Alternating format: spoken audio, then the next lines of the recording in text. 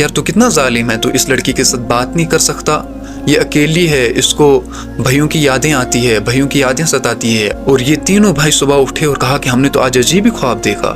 دو نے تو کہا کہ شاید شیطانی وسوسہ ہے، رہنے دیجئے، لیکن جو چھوٹا بھائی تھا اس نے کہا کہ نہیں، اور وہ گیا، اور یہ پھر تینوں گئے اور دیکھا کہ اس قبر میں ایک لڑکا اور وہ ان کی بہن پڑی ہوئی تھی۔ اللہ اکبر۔ اور ہم سوچتے ہیں کہ ہم تو بڑے اسکالرس کو سنتے ہیں، ہم تو بڑی بکس پڑھتے ہیں، ہم تو بڑی اسلامک نالج ہے ہمارے پاس، ہم تو تبلیغ میں چلہ اور 4 مہینے لگاتے ہیں، ہم بچ جائیں گے۔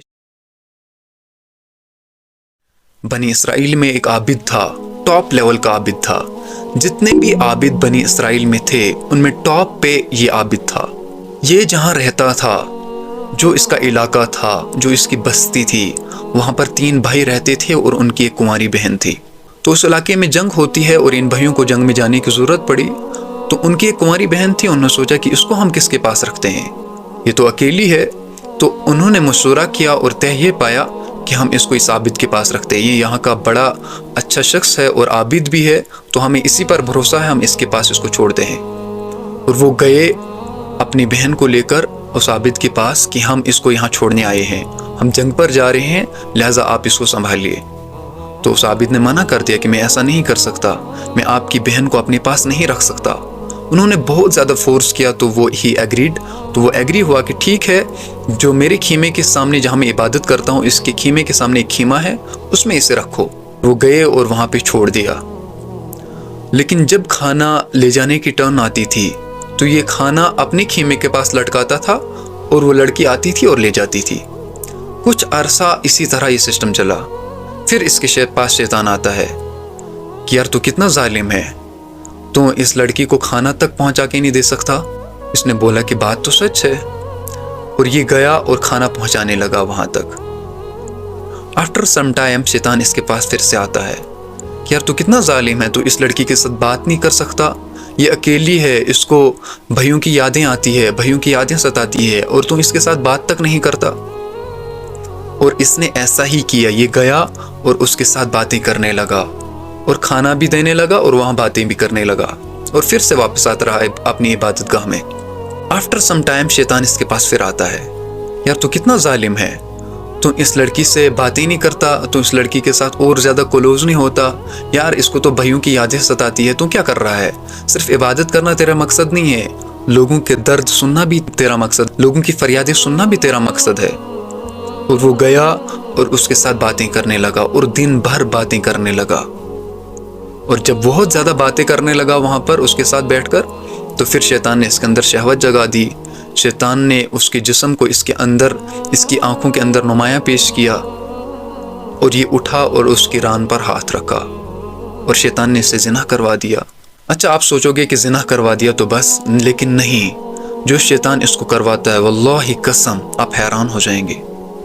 جب اس نے زنا کیا تو وہ پریگننٹ ہو گئی، وہ حاملہ ہو گئی، اور آفٹر سم ٹائم اس کو ایک لڑکا پیدا ہوتا ہے، اور جب اس کو پتہ چلتا ہے تو شیطان اس کے پاس آتا ہے کہ تجھے کیا لگتا ہے جب اس کے بھائی واپس آئیں گے تو یہ انہیں بتائے گی کہ اس نے میرے ساتھ زنا کیا اور میرا ایک بچہ پیدا ہوا، تو لہٰذا کیا کر توں، تو اس بچے کو ذبح کر۔